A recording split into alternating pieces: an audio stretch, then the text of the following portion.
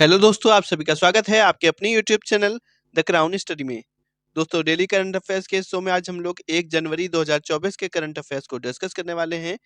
तो आज है 1 जनवरी 2024 और आप सभी लोगों को नए साल की हार्दिक बधाइयाँ, नव वर्ष की हार्दिक शुभकामनाएं। चलिए शुरू करते हैं आज का अपना करंट अफेयर्स।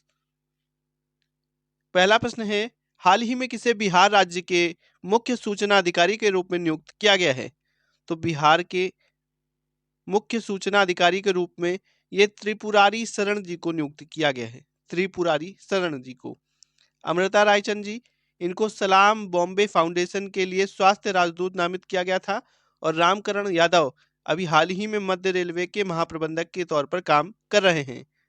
ये रही इनकी इमेज त्रिपुरारी शरण जी की। अगला प्रश्न है, हाल ही में किस राज्य सरकार ने स्वच्छ ऊर्जा को बढ़ावा देने के लिए हरित हाइड्रोजन नीति लागू करने का निर्देश दिया है?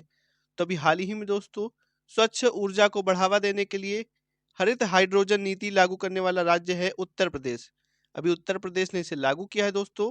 अगर बात करें उत्तर प्रदेश की, तो यहाँ के मुख्यमंत्री हैं योगी आदित्यनाथ। यहाँ की जो गवर्नर हैं वो है आनंदीबेन पटेल। और यहाँ की राजधानी लखनऊ है दोस्तों, लखनऊ। अगर बात करें उत्तर प्रदेश में अभी हाल ही में कौन कौन सी योजनाएं लागू की गई, तो आंगनवाड़ी केंद्रों पर हॉट कुक्ड मील योजना लागू की गई। गंगा डॉल्फिन को राज्य जलीय जीव घोषित किया गया। यूपी की जो पुलिस है उसने अपना व्हाट्सएप चैनल शुरू किया अभी हाल ही में। उत्तर प्रदेश में ही 57 साइबर अपराध पुलिस स्टेशन खोलने को भी मंजूरी दी गई। भारत के पहले दूर संचार उत्कृष्टता केंद्र की स्थापना भी उत्तर प्रदेश के अंदर की जा रही है। अगर बात करें उत्तर प्रदेश की पहली सोलर सिटी किसे बनाया जा रहा है, तो उत्तर प्रदेश की पहली सोलर सिटी अयोध्या को बनाया जा रहा है। अभी हाल ही में अयोध्या में जो हवाई अड्डा है उसका नाम बदला गया था। तो हवाई अड्डा का नाम बदलकर महर्षि वाल्मीकि हवाई अड्डा किया गया है, जो कि पहले मर्यादा पुरुषोत्तम श्री राम अंतर्राष्ट्रीय हवाई अड्डा था। उसका नाम बदलकर महर्षि वाल्मीकि हवाई अड्डा किया गया है। और अयोध्या रेलवे स्टेशन का नाम बदलकर अयोध्या धाम रेलवे स्टेशन किया गया है। यूपी का बुंदेलखंड पहला सोलर एक्सप्रेसवे के रूप में भी विकसित किया जा रहा है। इतनी चीजें हमें यूपी से याद रखनी है। अगला प्रश्न है, हाल ही में हुंडई मोटर इंडिया ने किसे अपना ब्रांड एम्बेसडर नियुक्त किया है? तो अभी हाल ही में हुंडई मोटर इंडिया ने दीपिका पादुकोण को अपना ब्रांड एम्बेसडर नियुक्त किया है। इससे पहले हुंडई मोटर इंडिया के जो ब्रांड एम्बेसडर हैं अभी वर्तमान में भी हैं, वो है शाहरुख खान। इसके साथ ही साथ दीपिका पादुकोण को भी ब्रांड एम्बेसडर बनाया गया है। ब्रांड एम्बेसडर दोस्तों किसी भी ब्रांड के एक से ज़्यादा हो सकते हैं। ब्रांडिंग करने के लिए दोस्तों ये बनाए जाते हैं ताकि ज़्यादा से ज़्यादा किसी ब्रांड की ब्रांडिंग की जा सके। वहीं सोनू सूद की बात करें तो ये स्पर्श सीसीटीवी ब्रांड के ब्रांड एम्बेसडर है। स्पर्श सीसीटीवी ब्रांड के ब्रांड एम्बेसडर है। कैटरीना कैफ राडो ब्रांड की ब्रांड एम्बेसडर हैं। और हौसर पेन के ब्रांड एम्बेसडर हैं रणवीर कपूर। दीपिका पादुकोण को अभी हाल ही में दोस्तों बिस्लेरी ने अपना ग्लोबल ब्रांड एम्बेसडर भी बनाया था। याद रखेंगे, ग्लोबल ब्रांड एम्बेसडर बिस्लेरी ने दीपिका पादुकोण को बनाया था।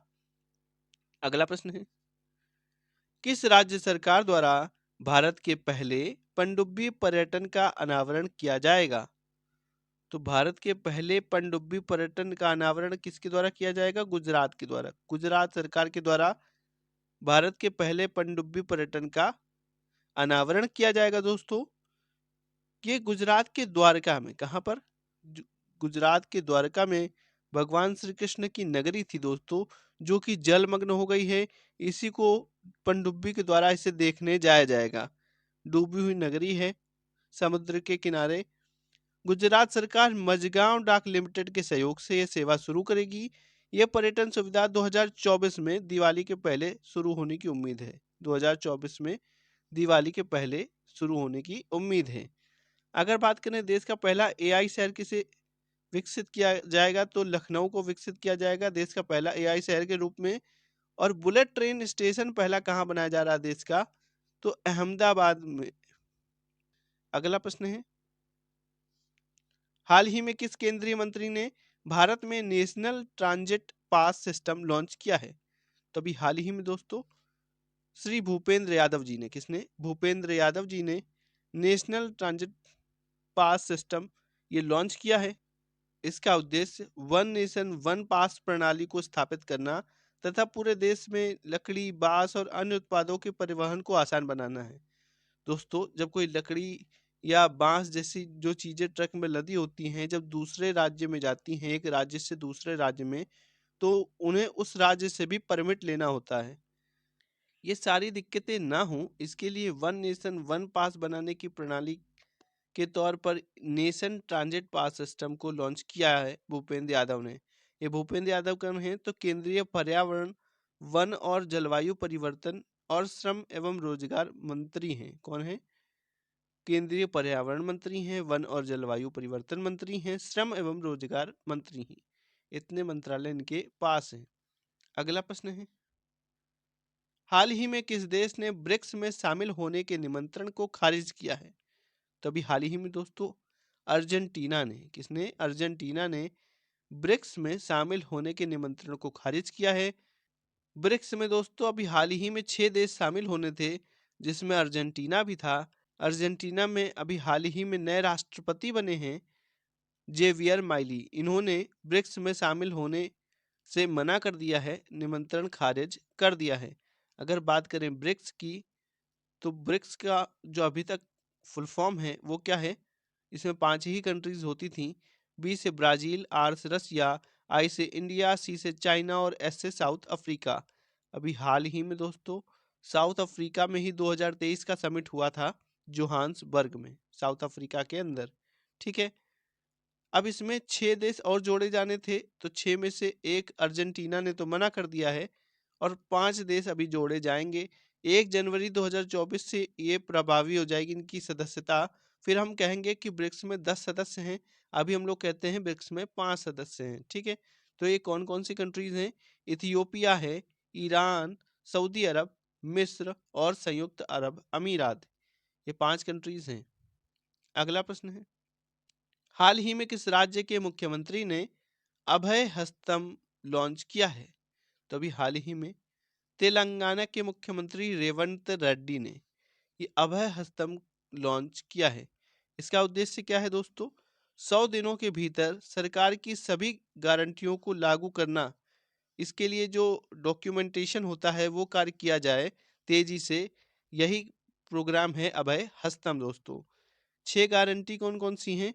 तो पहली है महालक्ष्मी योजना। महालक्ष्मी योजना के तहत महिलाओं के वेलफेयर का ध्यान रखा जाएगा। उनको जैसे अभी हाल ही में बस सेवा मुफ्त की गई थी, इस तरीके की जो स्कीम्स हैं वो महालक्ष्मी योजना के तहत ही की गई थी।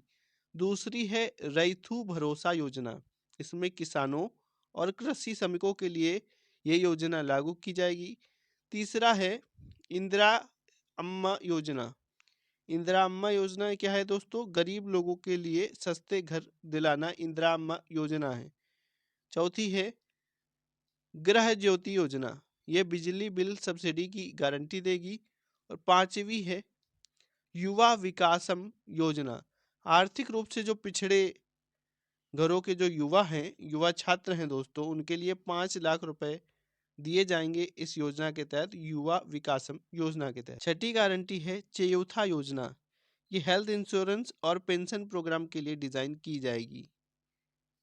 अगला प्रश्न है, हाल ही में चीन के नए रक्षा मंत्री कौन बने हैं?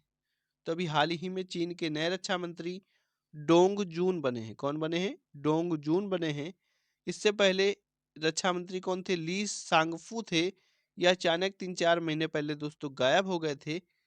अब बताते हैं कि डेड बॉडी मिली है। अब डोंग जून को नया रक्षा मंत्री वहां का नियुक्ति कर दिया गया है, चुन लिया गया है चाइना में।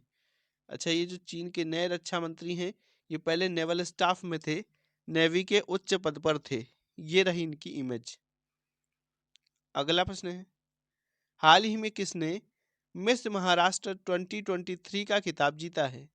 तो अभी हाल ही में मिस महाराष्ट्र 2023 का खिताब ये जीता है केतकी राउत ने। किसने जीता है? केतकी राउत ने जीता है। वहीं अगर बात करें मिसेज महाराष्ट्र 2023 किसने जीता है, तो ये जीता है डॉक्टर सालिगा भटनागर ने। सालिगा भटनागर ने मिसेज महाराष्ट्र 2023 का अवार्ड। अगर बात करें मिस वर्ल्ड 2022 कौन बनी थी? तो ये बनी थी कैरोलिना बिलावस्का। कैरोलिना बिलावस्का ये मिस वर्ल्ड 2022 बनी थी। अभी मिस वर्ल्ड 2023 वाला प्रोग्राम हुआ नहीं है, वो 24 में होगा। इंडिया के अंदर ही वो संभावित है, जम्मू एंड कश्मीर में। उसमें अनाउंस होंगी मिस वर्ल्ड 2023 का।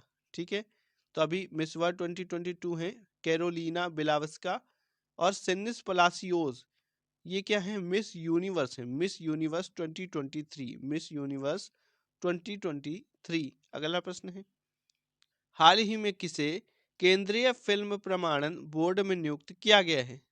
तो भी हाल ही में अक्कला सुधाकर को, किसको? अक्कला सुधाकर जी को केंद्रीय फिल्म प्रमाणन बोर्ड में नियुक्त किया गया है। दोस्तों, अगर वीडियो अच्छा लगा हो तो वीडियो को लाइक करें, शेयर करें, चैनल को सब्सक्राइब करके बेल आइकन दबा लें। Thank you.